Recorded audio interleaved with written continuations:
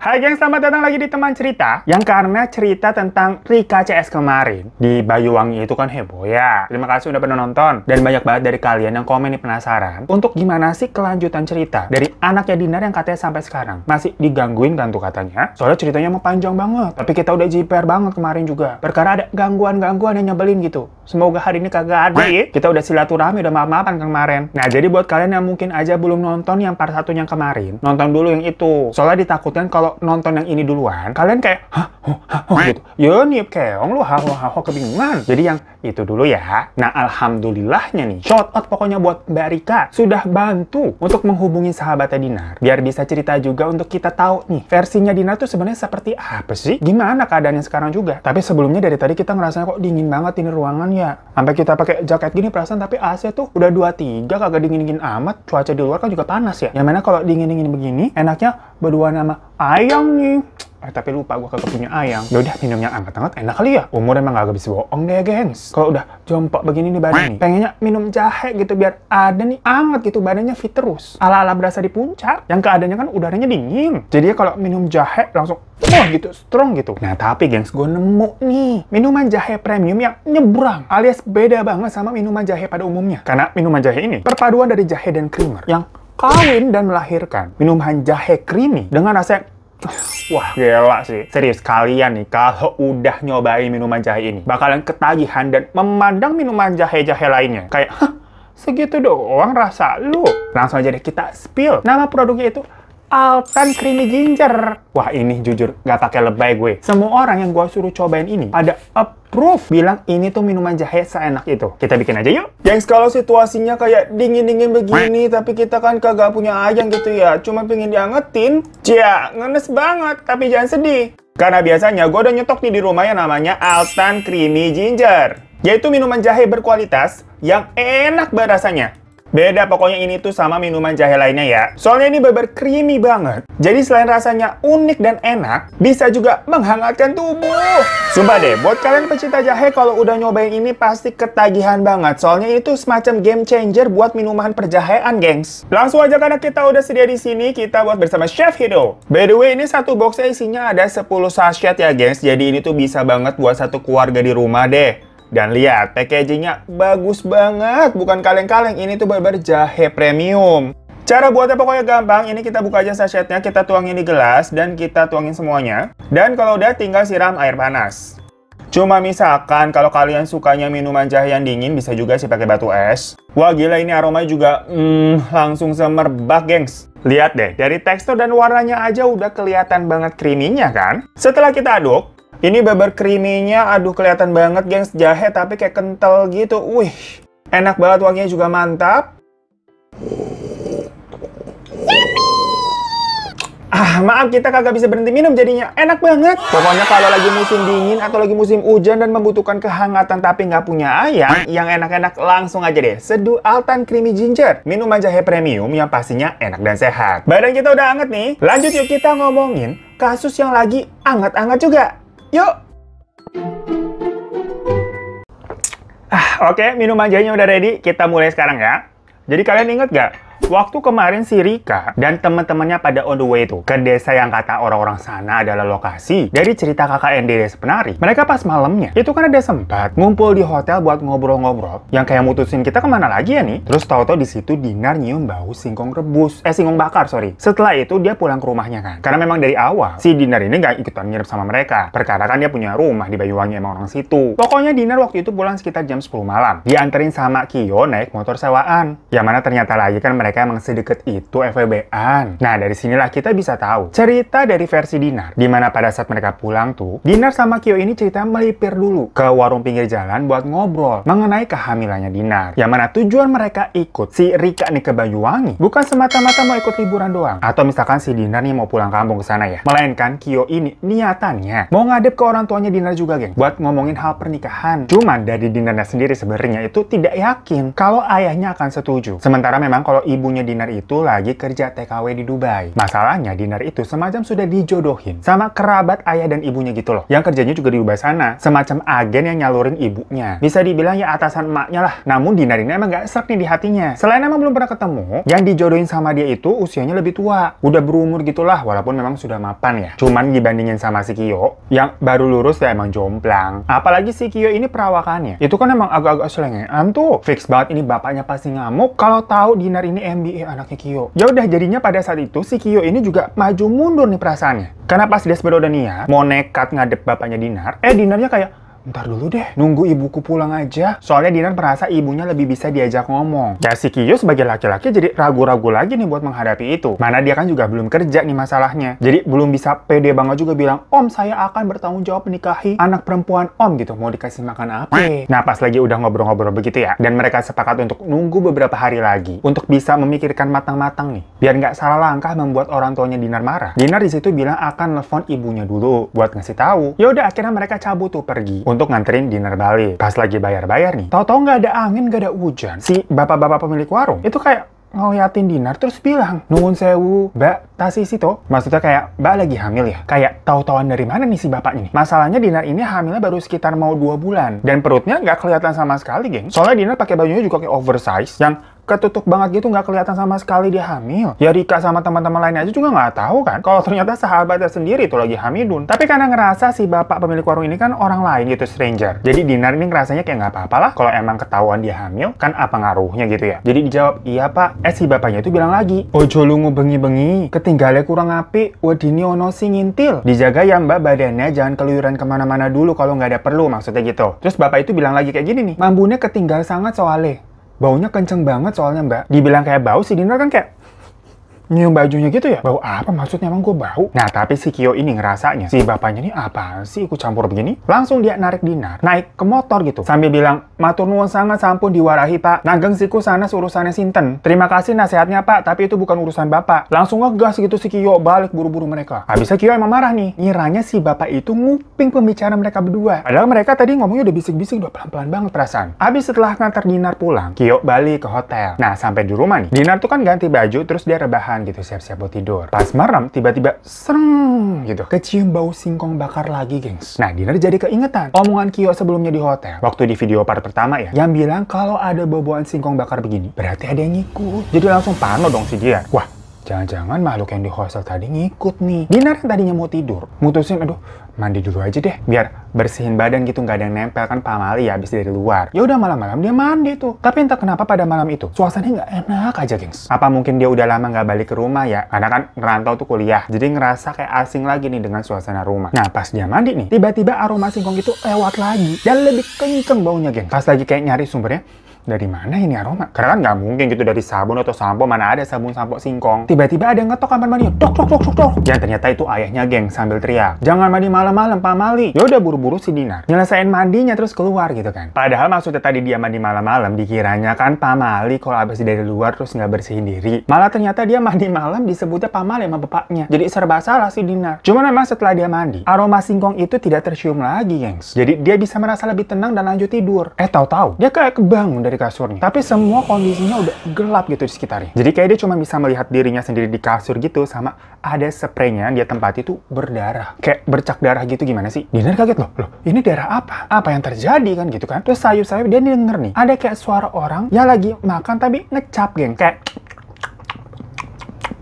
gitu. Nah pas lagi diperhatiin lagi tuh suara dari mana ya? Dia ngeliat nih ada sosok besar gitu ya. Rambutnya panjang sampai di tanah. Terus lidahnya juga julur panjang gitu melet. Lagi megangin anak bayi yang masih merah. Terus kayak dijelatin kayak ambil makan. Cuma si sosok itu tuh fokus nikmatin si anak bayinya aja nih, tanpa merhatiin Dinar sama sekali lagi ngeliatin dia. Dinar disitu kayak nangis ketakutan sampai tahu-tahu dia kebangun kaget. Yang ternyata itu cuma mimpi buruknya aja. Nah tapi pokoknya pagi itu Dinar nangis nih karena dia nih nggak bisa cerita sama siapa-siapa. Soalnya kalau dia cerita berarti dia harus sekalian ngebeberin masalah kehamilannya. Satu-satunya sahabat yang paling dia percaya sebenarnya si Rika. Tapi di sisi lain pada saat itu ya si Dinar nih meyakini, jadi maksudnya ini pikirannya dia sendiri sebenarnya, kalau Rika ini bakal ngejudge dia dan kayak kayak kecewa. Sebab gimana pun juga, Kyo itu sebenarnya punya mantan, namanya Intan. Dan sebelumnya Intan ini temenan sama mereka semua satu geng. Cuman setelah putus dari Kyo, Intan ini menjauh. Ya namanya main sama mantan kan emang agak nggak enak ya. Makanya semenjak itu mereka ini memutuskan di antara pertemanan kita nih kagak ada yang boleh pacar-pacaran. Yang jadinya selama ini Rika sama Agil mengetahuinya kalau Dinar sama Kyo ya sahabatan kayak mereka aja. Loh kok tau-tau ternyata si Dinar ini adalah orang ketiga di tengah-tengah Intan dan Kyo, gengs. Intinya Dinar belum siap cerita ke Rika sekalipun tentang apa yang dialaminya. Jadi semuanya tuh dia pendam sendiri. Pokoknya waktu itu Dinar bilang itu merupakan salah satu titik terberat dalam hidupnya. Dia juga nyadar kayak apa ini gua karma ya. Perkara telah merusak hubungannya Intan sama Kyo kan. Tanpa si Intan ketahui mengenai hubungan diem-diemnya mereka. Kayak riuh banget. Yaudah akhirnya kan mereka jalan tuh ke daerah hutan yang ada di lokasi desa penarikan katanya. Terus di mana ada adegan mereka ini berpencar untuk mencari lokasi yang kalau di cerita Simple Man katanya tempat Bima sama Ayu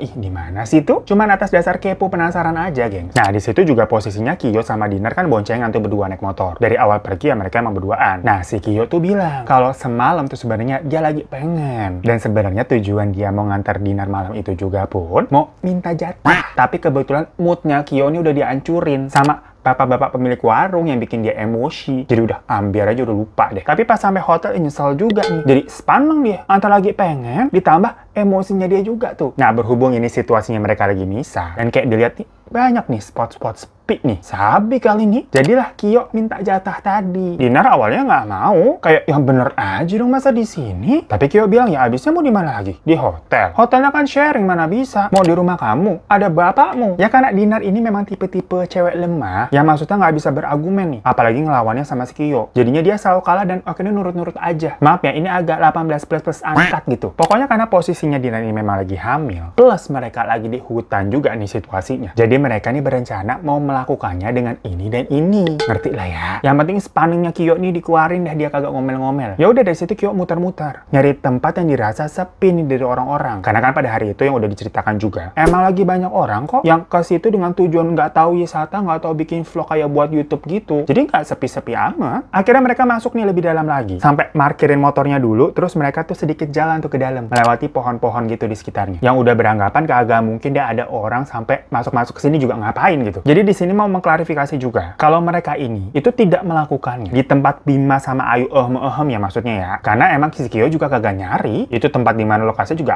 au. Melainkan mereka masuk ke hutan yang sepi aja yang dirasa nggak bakal dilewatin sama orang-orang nih. Ya udah pas lagi mau eksekusi, tahu-tahu kayak ada kakek-kakek tua main lewat aja gitu dan nggak tahu dari mana tuh muncul. Tapi ini beneran kelihatannya wujudnya kakek-kakek ya, orang napak gitu jalan biasa. Soalnya kan injek tanah, injek daun kayak gitu. Dan pasti kakek itu lewat, dia sambil kayak ngelirik sedikit ke Dinar, tapi terus jalan lagi udah. Kayak agak nggak peduli gitu juga, jalan sambil lalu. Habis itu hilang. Cuman kan Dinar sama Kyo kayak kaget banget ya. Merasa kayak, kepergok gitu, hatinya mencelos. Nah pas dirasa kakeknya udah pergi, udah jauh tuh, udah hilang tuh. Kyo celingak-celinguk lagi, masih nggak ada orang lagi yang lewat nih. Langsung udah dia hajar eksekusi. Setelah selesai dengan buru-buru juga ya. Di situ kan Kyo emang nggak prepare. Dan emang agak seignoran itu juga sih maksudnya. Dia nggak bawa tisu atau apalah. Jadi cairannya dibuang aja gitu ke tanah. Dan dia juga kayak sempat mepar-mepar gitu ngelap ke pohon. Habis selesai, mereka ya pergi. Dan ketemuan sama yang lainnya. Sambil sosokan bilang, gue nggak nemu tempatnya, nggak nemu apa-apa juga di sana. Ya padahal emang nggak nyari aja ya. Sampai tahu-tahu kan motor mereka tuh mogok tuh. Terus yang namanya Leli, nyari orang buat bisa bantu kan. Nah habis itu pas kejadian si Kyo teriak Badaruhi main yuk. Dan langsung ada bambu-bambu yang gerak. Si Dinar ternyata ngeliat sosok yang dimimpinya tadi malam. Kayak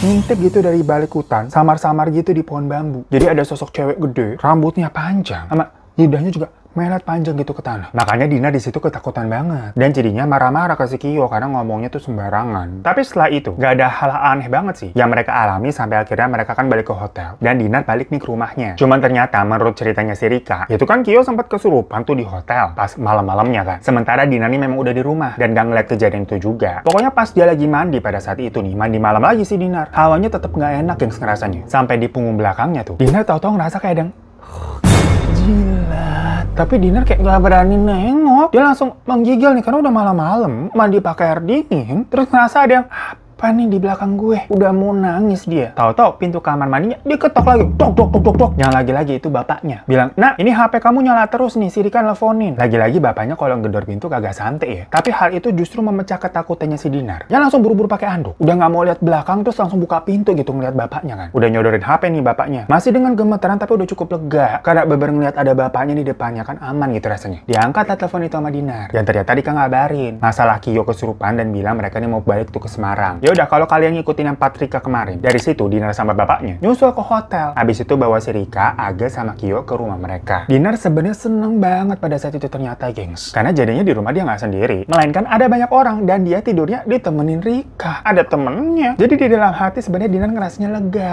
dan bisa tidur dengan tenang. Sampai besoknya, Dinar dan teman-temannya kan sempat pergi tuh ke Alas Purwo, diajak sama bapaknya Dinar. Nah, di sana dia sempet ngelihat kayak ada pengunjung cewek gitu kan, pakai baju dress hijau, cantik gitu kelihatannya. Tapi ini cewek ngeliatin si Kyo mulu, gua lihat-lihat kayak naksir gitu nih cewek nih. Agak cemburu si Dinar. Namanya juga bawaan ibu hamil ya. Ngapain tuh cewek ngeliatin Kyo mulu? Dinar kayak ngoceh gitu bergumam sendiri. Aneh banget sih tuh cewek pakai baju hijau di tengah hutan. Gak takut kesarut sama pohon apa?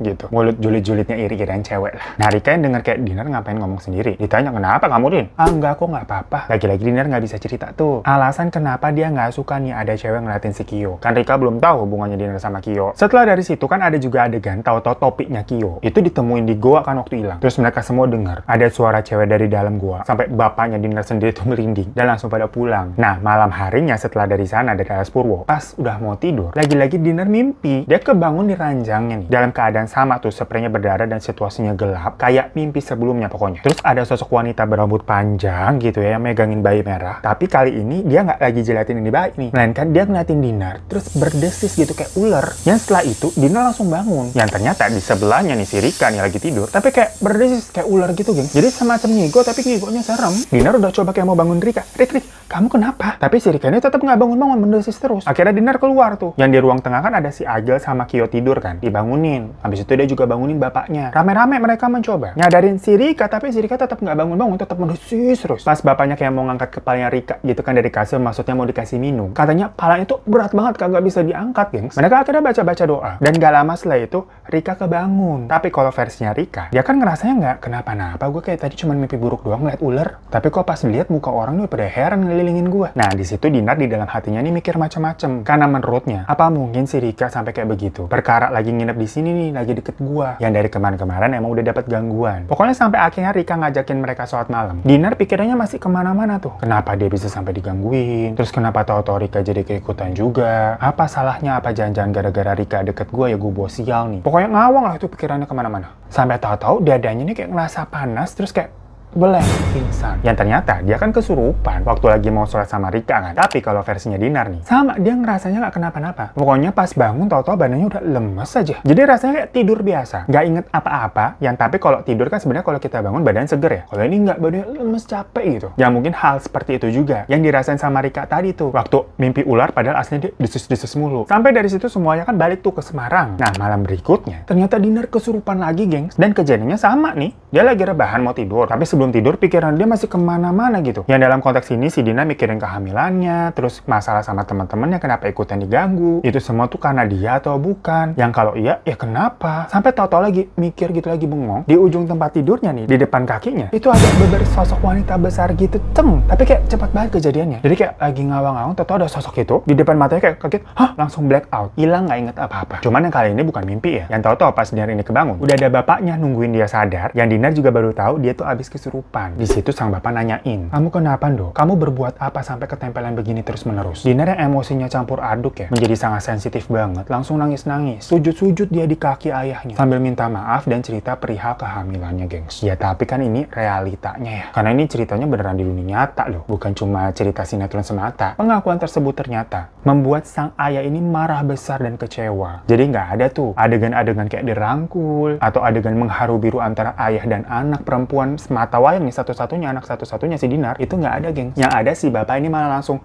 nyuruh si Dinar angkat kaki dari sini karena kamu telah mencemarkan nama keluarga. Sambil marah ya pokoknya. Dari situ si bapak juga langsung telepon istrinya atau ibunya Dinar yang di Dubai sana, yang ternyata masih belum dikabar-kabarin juga sama si Dinar perkara MBA-nya itu. Balik lagi nih, tapi dikiranya Dinar, sang ibu ini kan akan bisa lebih menenangkan dan menerima kenyataan gitu kan, karena sesama perempuan mungkin. Tapi realitanya ternyata sang ibu juga merasa marah dan malu dengan kejadian itu, terutama ke atasannya. Kayak mau ditaruh mana nanti muka ibu. Pokoknya Dinar jadi disemprot lah sama ayah dan ibunya. Hal itu tentunya membuat dirinya shock banget dan bener-bener kayak di titik terendah dalam hidupnya. Cuman maksudnya Dinar nggak marah sama sekali ya, dan tidak juga menyalahkan kedua orang tuanya. Soalnya dia tahu memang dia yang salah sepenuhnya, tapi di sisi lain dalam hatinya dia butuh support nih dari orang terdekat. Yang istilahnya siapa lagi sih yang mau nolong dan menerima dia kalau bukan orang tua sendiri? Apalagi dia juga anak semata wayang kan, nggak punya kakak atau adik. Pokoknya dari situ dia linglung banget ya. Bener-bener kayak di pikirannya udah kemana-mana. Maksudnya sampai dia tuh berpikiran untuk mengakhiri hidup loh. Tapi untungnya dia juga sempat kepikiran kalau dia melakukan itu berarti dia tega juga nih sama bayinya, yang padahal bayinya ini nggak salah apa-apa. Situasinya chaos banget. Sampai si bapak ini bener-bener semar itu dan langsung ngemasin barang-barangnya Dinar. Dibuang, dilempar ke teras rumah. Dinar cuma bisa nangis-nangis telepon Kyo yang bilang kata Kyo mau segera balik dan tanggung jawab. Maksudnya balik ke Banyuwangi ya. Gak tau kenapa juga pada saat itu dia nggak kepikiran sama sekali buat minta tolong atau nelfon si Rika atau ke Agil atau siapalah. Karena dia merasanya udah sendirian aja dan cuma bisa ngomongnya ke Kyo doang. Sampai tahu-tahu Leli kan tuh datang, yang katanya sebenarnya pada saat itu pun Dinar nggak sadar kalau dia ini dituntun, diantar gitu kan ke hotel sama si Leli. Pokoknya udah bener selinglung itu deh. Dan udah pasrah banget juga. Gue mau dibawa kemana, mau diapain terserah dia mikirin. Nah tapi pas di hotel, bolak-balik tuh dia dimimpiin dan diliatin lagi sama sosok yang sama, geng. Cuma pada saat itu posisinya Dinar kayak dibilang apa ya, dibilang nggak takut atau kayak masa bodoh yang lagi-lagi lu mau bawa gue, mau ngapain gue udah terserah dah. Kayak udah nggak ada niatan hidup soalnya si Dinar nih. Dan seingat dia terakhir kali waktu si Rika datang dan meluk dia, itu di depan mukanya beberapa ada sosok itu yang abis itu langsung black out, nggak inget apa-apa lagi. Nah sebelum Pak Aji itu dipanggil sama Agil buat datang ke hotel, si Dinar ini posisinya udah teriak-teriak sampai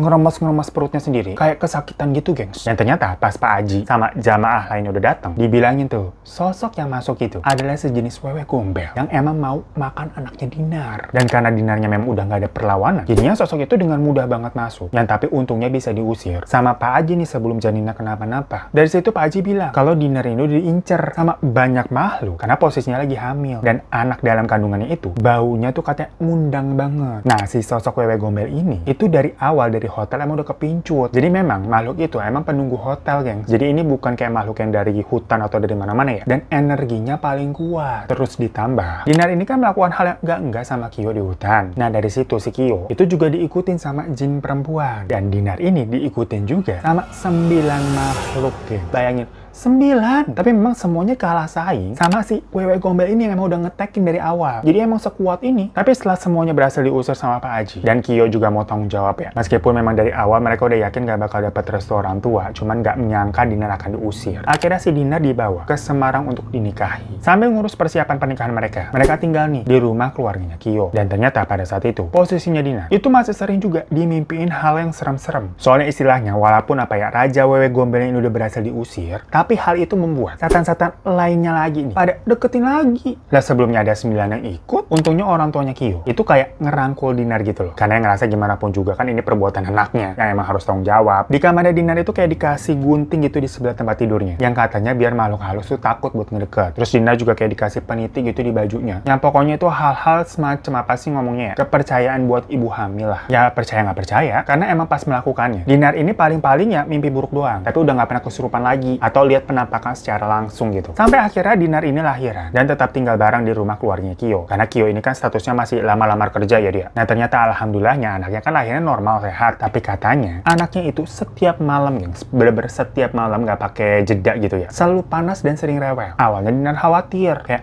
duh anak gue kenapa nih, sakit apa nih? Apalagi zaman COVID kan. Tapi pas dicek sama dokter, semuanya normal aja, sehat-sehat aja. Cuma ya itu, bener-bener setiap malam kalau udah di atas jam 3 pagi nih, anaknya pasti bangun gitu nangis, badannya meriang gitu panas. Dan kalau udah begitu biasanya Dinar cuma bisa ngegendong dan bacain doa-doa aja buat nenangin si anaknya. Tapi yang bikin Dinar nggak tega tuh, badan anaknya suka kayak kelihatan biru-biru memar gitu, geng. Sampai tahu-tahu nih, udah sekian lama si Dinar ini kan udah nggak pernah nyium bau singkong bakar lagi tuh. Sejak terakhir pokoknya dia dari Banyuwangi tuh udah nggak pernah lagi nyium. Tahu-tahu seperti malam-malam biasanya, si anak ini kan pasti bangun tuh rewel. Pas lagi digendong nih, seneng kecium tuh bau singkong bakar lagi, gengs. Dinar langsung lari ketakutan karena dia semacam trauma nyium bau itu tuh. Cerita dia langsung ke mertuanya. Akhirnya mereka silaturahmi, nelpon Pak Haji, assalamualaikum Pak Haji, apa kabar gitu kan. Yang ternyata kata Pak Haji, memang anaknya Dinar ini disukain banget sama makhluk halus. Jadi semenjak dari perut sampai udah keluar disenengin. Dan ada sosok wewe gombel lainnya yang kepincut. Jadi malam itu bau singkong bakar itu bener ternyata dari wewe gombel. Tapi ini beda penampakannya atau wujudnya sama yang di Banyuwangi ya. Gak sekuat yang di Banyuwangi maksudnya. Tapi tetap aja serem ya. Dari situlah cikal bakal. Sekarang Dinar ini udah berhijrah dan lebih mendalami agama karena dia memang dibekali nih sama Pak Haji. Kalau katanya anaknya cuma bisa dilindungi sama Tuhan aja, gengs. Dan berhubung si anaknya ini masih kecil, jadi semua perlindungan itu jatuhnya dari sang orang tua. Jadi orang tua lah yang harus bisa menjadi penjaga dengan menegakkan tiang agama. Ya tapi sampai saat ini katanya gangguan-gangguan itu pun masih ada ya. Cuman udah nggak pernah se-ekstrim itu lagi deh ke anaknya. Soalnya sebelumnya ekstrimnya tuh bener-bener parah sih menurut gua. Si Dinar cerita nih, pernah tuh anaknya lagi tidur, tau-tau nggak ngerti gimana caranya anaknya jatuh, gengs, dari kasur. Padahal kasurnya kayak baby box gitu. Jadi kan nggak mungkin guling-guling terus dia jatuh. Manjat juga belum bisa, sampai benjol kepalanya ekstrim banget. Dan hal itu kejadiannya nggak cuma sekali, sering. Namanya kalau orang malam kan tidur pules ya. Nggak mungkin juga bisa jagain melek 24 jam. Nah kalau anaknya kebangun nangis tuh, si Dinar udah deg-degan aja. Bukan hanya perkara takut anaknya panas, sakit atau kenapa-napa, tapi takut anaknya ini jatuh lagi. Makanya di kamar mereka sampai dikasih nih alasnya karpet tebel. Karena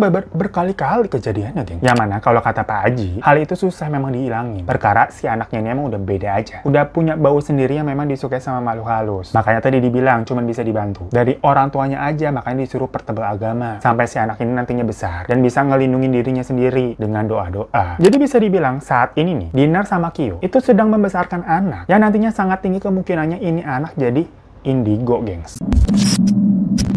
So itu tadi cerita dari versinya Dinar nih, point of view-nya si Dinar. Yang gimana pun juga Dinar mengaku perbuatan itu salah ya. Yang katanya kalau mau dihujat juga silahkan, tapi jangan. Karena insya Allah dia sudah mulai untuk bertobat. Yang jelas dia bersedia menceritakan pengalaman ini supaya jangan ada lagi deh orang-orang yang melakukan tindakan bodoh seperti dirinya. Itu pesannya Dinar ya. Karena dia aja ngerasa dia dapat mukjizat, bisa ketolong istilahnya. Kalau amit-amit waktu itu dia sampai lewat atau anaknya nggak selamat, pasti hancur banget itu hidupnya. Karena yang membuat fatal itu ya sebenarnya karena itu dia berbuat yang nggak di hutan ya. Perkara masalah bau anak itu emang disukai makhluk halus, itu kan udah takdir, udah gimana lagi. Cuman perbuatan salahnya itu mengundang banyak makhluk lain nih. Apalagi hutan itu bisa dibilang ya tempat yang mistis. Dari cerita KKN Desa Penari katanya, yang gue baru tahu juga. Filmnya aja kemarin itu syutingnya bukan di lokasi sebenarnya loh, melainkan di Jogja karena emang katanya apa? Mau lu altan jahe ginger? Yo beli gitu, permisi main cabut aja, kita kan kaget. Ada-ada aja udah mau ending ya. Nggak ngerti. Apa sih? Allahu Akbar. Ambil ya, boleh. Silahkan dia ambil loh. Iya. Gak apa-apa, gratis ambil. Nah. Dari sampai mana ya? Udah mau selesai nih loh. Nggak pernah gitu kita nih konsen gitu. Baik-baik. Biar lancar. Ada aja diganggu. Salah apa kita nih? Kita minta maaf kalau ada salah.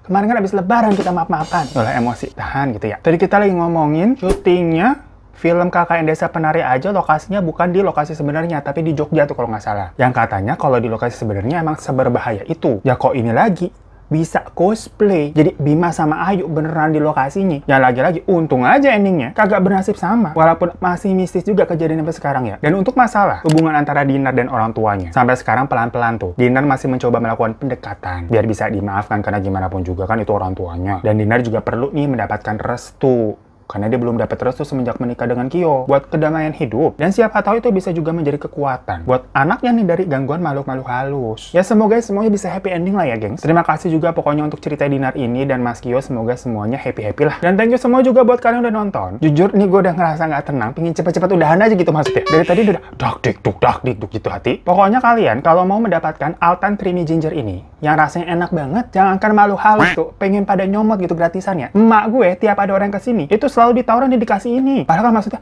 Bu, kita belum selesai nih syutingnya nih, buat ditarok dulu, dipajang begitu. Tapi udah dikasih-kasihin gitu ke orang-orang, nih anak nih cobain begitu. Ya gimana gitu, ibu sendiri orang tua ya kita mau nolak, takutnya kita kualat. Jadi ya udahlah, kalau kalian kagak percaya, ini sebenarnya kotak bener ada isinya.